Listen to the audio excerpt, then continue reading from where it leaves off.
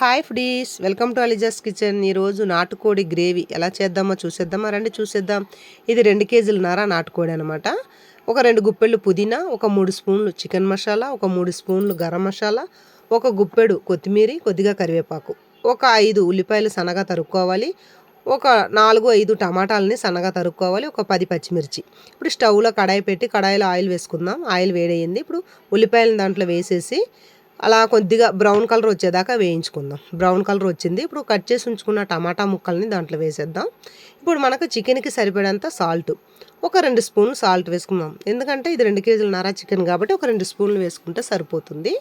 టమాటా ముక్కలు కూడా తొందరగా మగ్గుతాయి. ఇప్పుడు టమాటా ముక్కలు కొంచెం అలా మగ్గొచ్చాయి. మనం కట్ చేసి ఉంచుకున్నాం కదా, పుదీనాని కూడా వేసేద్దాం. వేసేసి ఒకసారి లైట్గా కలుపుకుందాం. కలుపుకొని ఇప్పుడు కట్ చేసి ఉంచుకున్న పచ్చిమిర్చిని కూడా వేసేద్దాం. పచ్చిమిర్చిని వేసేసి ఒక 2 స్పూన్లు అల్లం వెల్లుల్లి పేస్ట్ వేసుకొని పచ్చి స్మెల్ పోయేదాకా వేయించుకోవాలి. ఇదంతా మనకు మీడియం ఫ్లేమ్లోనే జరగాలి. అంటే ఇది మొత్తం ఫస్ట్ ఆనియన్స్ వేసిన నుండి అన్ని మసాలాలన్నీ వేసేదాకా మీడియం ఫ్లేమ్లోనే ఉడకాలి అనమాట. వేసుకొని పచ్చి స్మెల్ పోయేదాకా వేయించుకుందాం. ఇప్పుడు మసాలాలు తీసుంచుకున్నాం కదా, ఒక్కొక్కటిగా వేసేద్దాం. చికెన్ మసాలా, గరం మసాలా వేసేసుకొని ఒక 1/2 స్పూను పసుపు, ఎందుకంటే ఆల్రెడీ మనం పసుపు వేసే చికెన్ని కడిగేసి ఉంచాము కాబట్టి ఒక 1/2 స్పూన్ వేసుకుంటే సరిపోతుంది. ఇప్పుడు 1/2 స్పూన్ పసుపు వేసుకొని ఈ మసాలా నుండి పచ్చి స్మెల్ పోయేదాకా మనం వేయించుకుందాం. ఇప్పుడు వేగింది, మసాలా వేగింది.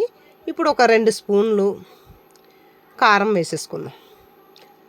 2 స్పూన్లు కారం వేసేసుకొని ఒకసారి బాగా కలుపుకొని మనం ఇప్పుడు చికెన్ ముక్కల్ని కడిగేసి ఉంచాం కదా, దాన్ని కూడా దాంట్లో వేసేద్దాం. వేసేసి మసాలా పట్టేదాకా బాగా ఒకసారి కలిపేసుకుందాం.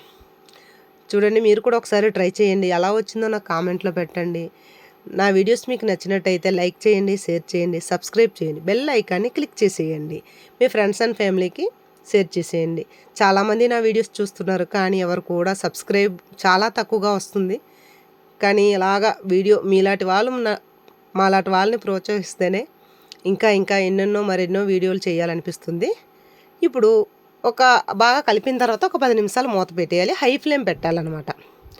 హై ఫ్లేమ్లోనే పెట్టేసి అలా ఒక 2-3 సార్లు, ఒక 5 నిమిషాలకు ఒకసారి, 10 నిమిషాలకు ఒకసారి కలుపుతూ ఉండాలి. ఎందుకంటే మనకి చికెన్ నుండి వాటరు సపరేట్ అవుతుంది.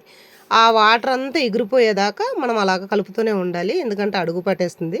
ఇప్పుడు వాటర్ అంతా ఎగిరిపోయింది. ఇప్పుడు మనకి ఒక 2 గ్లాసులు వాటర్ వేసుకోవాలి. వేసుకొని ఒక 10 నిమిషాలు మీడియం ఫ్లేమ్లో పెట్టి ఉడికించేయాలి. అంతేనండి, నాటుకోడి గ్రేవీ రెడీ. మీరు కూడా ఒకసారి ట్రై చేయండి. టేస్టీగా మీరు కూడా ఒకసారి రుచి చూసి ఎలా వచ్చిందో నాకు కామెంట్లో పెట్టండి. నాటుకోడి గ్రేవీ రెడీ.